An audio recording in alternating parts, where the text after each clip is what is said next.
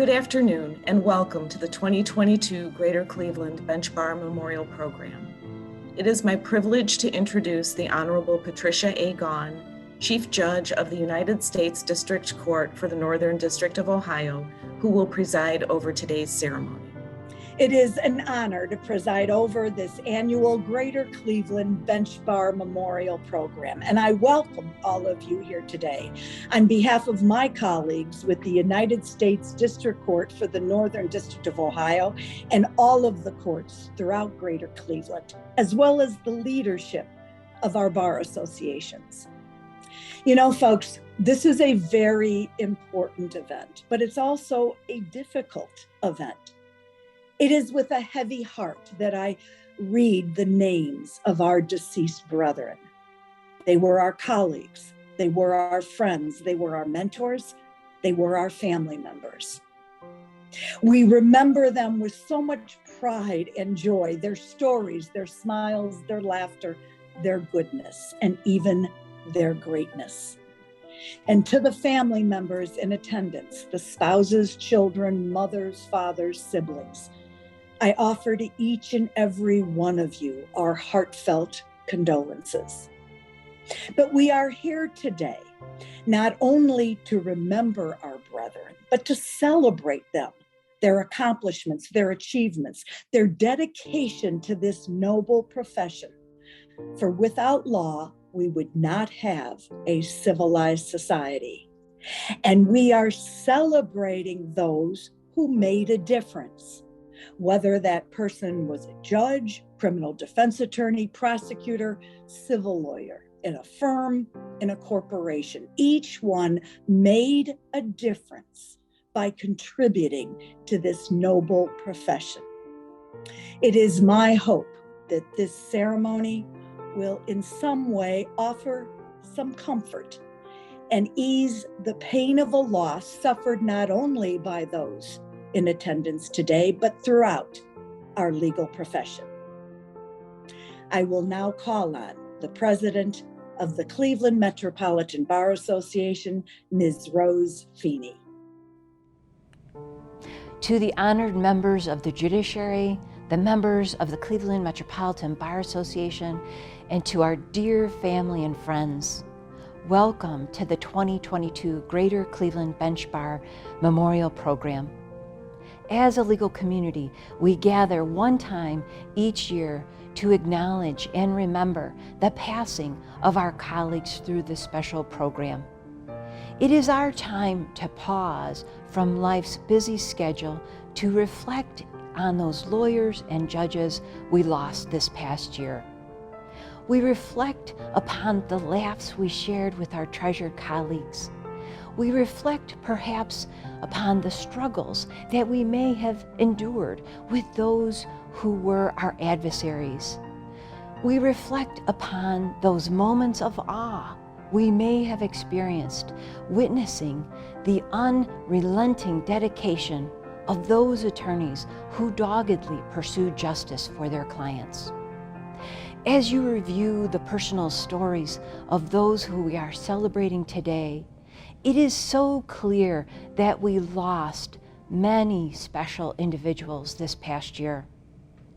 Many were taken from us way too soon, from cancer, from chronic illness, from COVID, while others did enjoy a full and long life. They were immigrants and children of immigrants.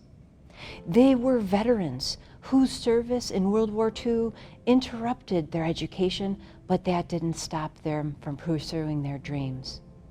We lost a married couple who were partners in law and life. They were prosecutors, law directors, partners and attorneys in large, mid, and small firms, and sole practitioners. They were magistrates, trustees, and judges, 3 of which were sitting judges. So many beautiful stories, but too numerous to go into the details of all of their lives. So I invite you to read those amazing bios included in our written program. We want to spend just a few moments acknowledging those attorneys who went the extra mile to support the legal community with their service to the CMBA, the Cleveland Bar, or the Cuyahoga County Bar Associations. We thank Alan Woke, who joined the county bar in 1955 and served as president of the Cuyahoga County Bar Association from 1984 to 1985. We recognize Ron Isroff, who first joined the Bar Association in 1968 and actively engaged with the bar across all those years since, serving in a variety of roles, including serving on the Cleveland Bar Board of Trustees from 1995 to 1997, and in a variety of leadership roles with the Bar Admissions, Certified Grievance, and Fee Dispute Committees, as well as the ADR section. We thank Stephen Wasserman, who was a member since 1978. He was a long-term member and past chair of the Certified Grievance Committee, former CLE Committee, and one of the founding members of the short-lived CMBA Motorcycle Club.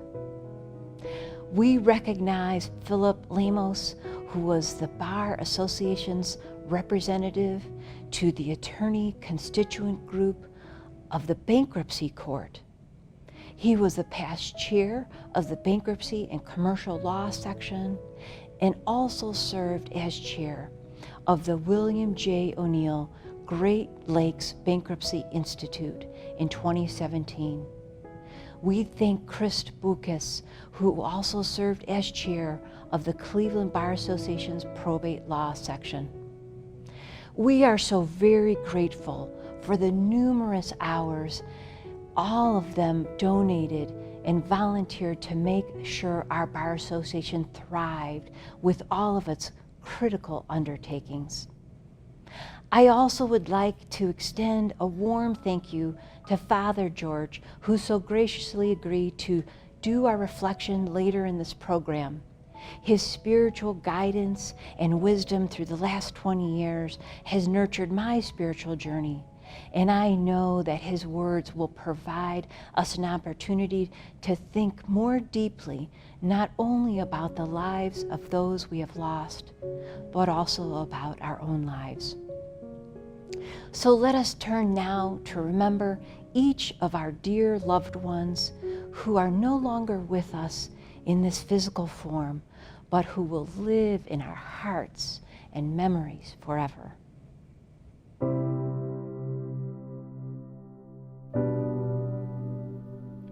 Michael R. Bancroft, Michael Eugene Banta, the Honorable David A. Baczynski, Robert Patrick Bauman, Richard A. Baumgart, Linda M. Betzer, Martin C. Blake, Chris Bukas,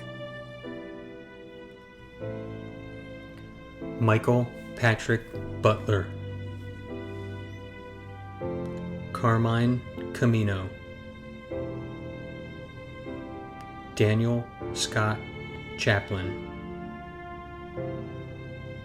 the Honorable William Francis Chinnick, Rudra Chowdhury, Edward Christie, Janet Dickey Clark, John R.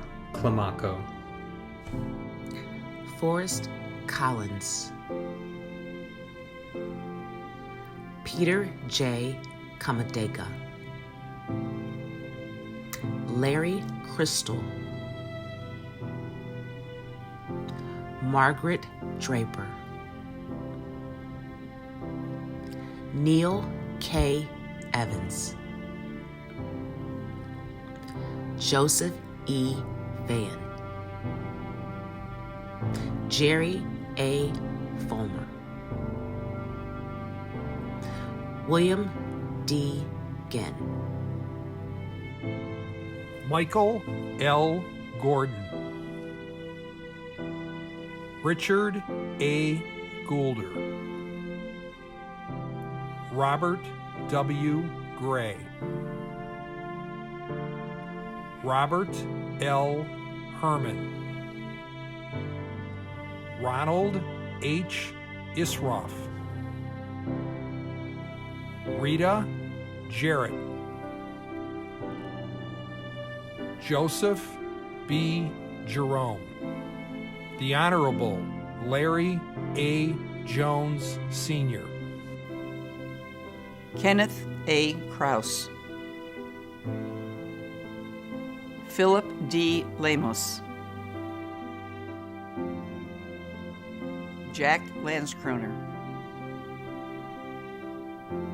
Jana Lifford.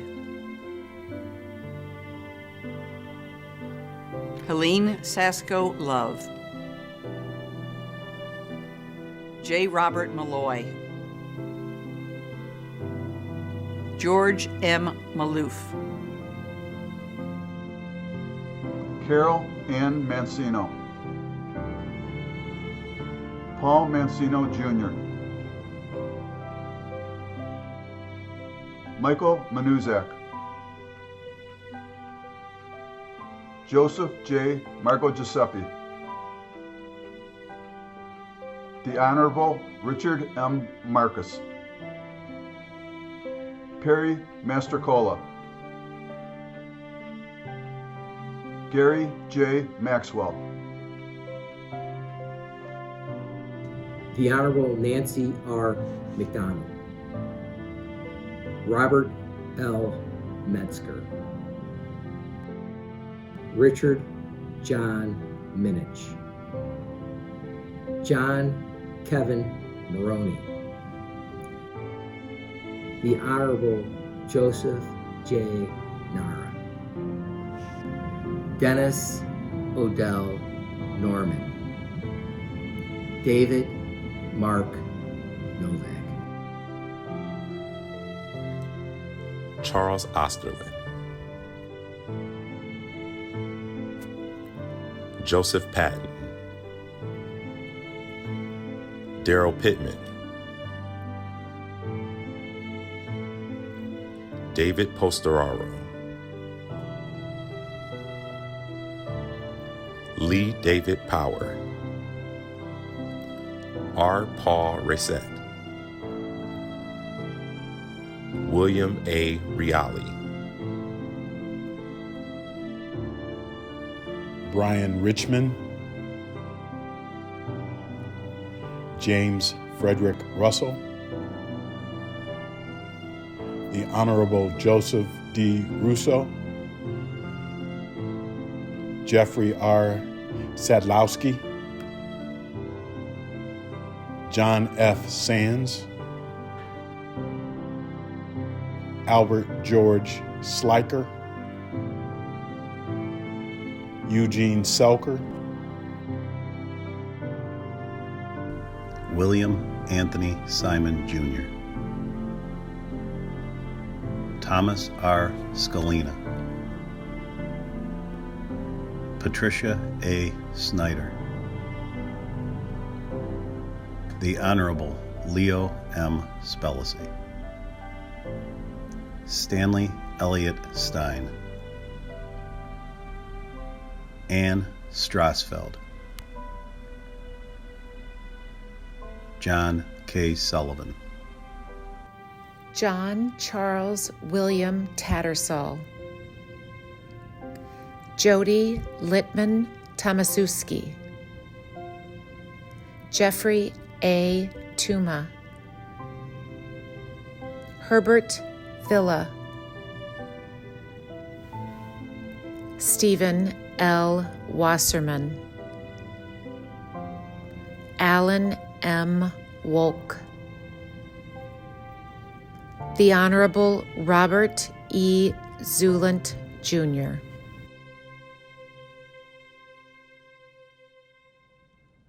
We gather today to honor the deceased members of the Cleveland Metropolitan Bar Association. And it's a fair question to ask, in what should our memorial consist? It certainly, without a doubt, should look backwards, remembering and acknowledging all that those we honor accomplished in their legal careers and all that they meant to us. But might we also look forward?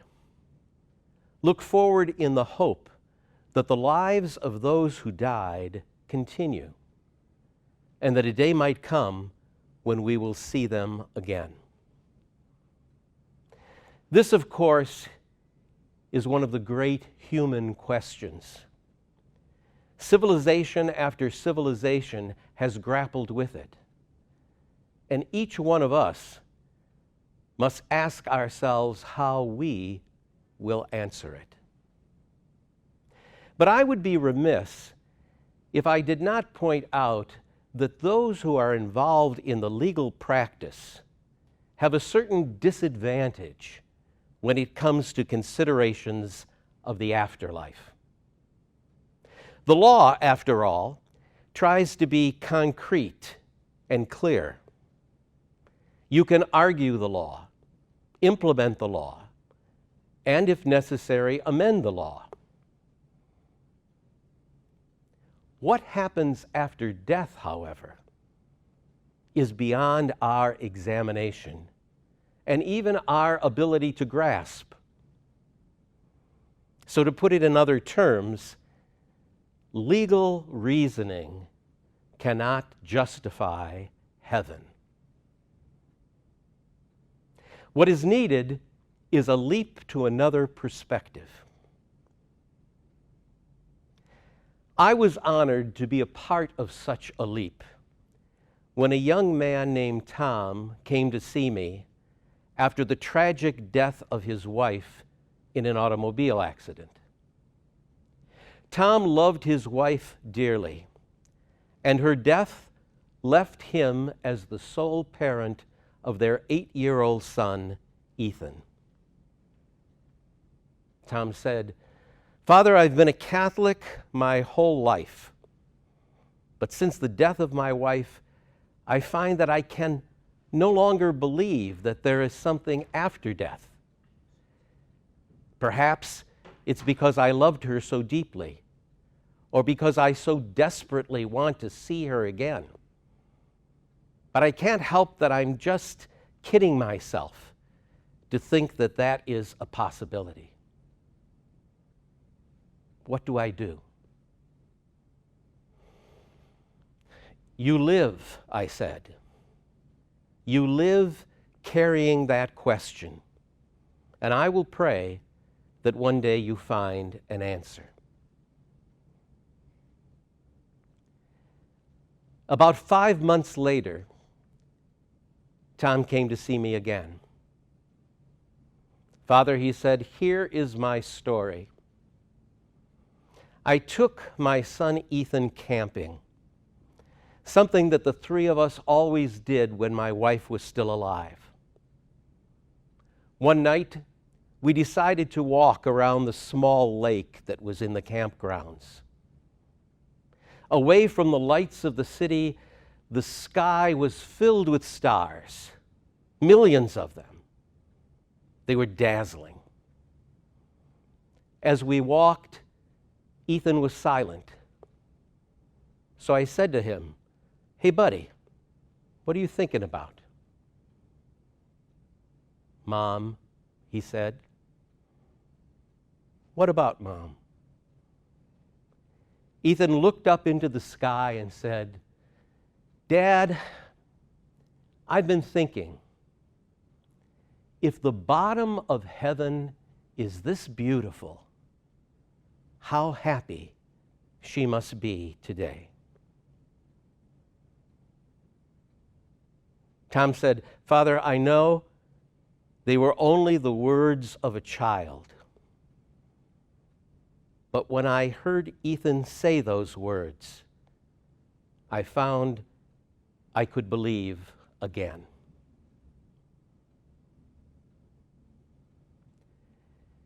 As we honor our deceased colleagues, mentors, and friends, we of course are thankful for the ways that their lives have intersected with ours. May we also hope that they live on in joy and glory, and that a day will come when we will see them again, somewhere beyond the stars. In closing, I would like to thank all of those in attendance here today. You know, ladies and gentlemen, the past 2 years have been especially difficult for those who have lost loved ones. Some of you may have lost a loved one to COVID, and we certainly know that COVID has deeply impacted our ability to grieve. It is my hope that this recognition ceremony has in some small way helped to ease that grief. I would like to thank all of our speakers here today, but especially Father George Smega for his heartfelt and comforting remarks.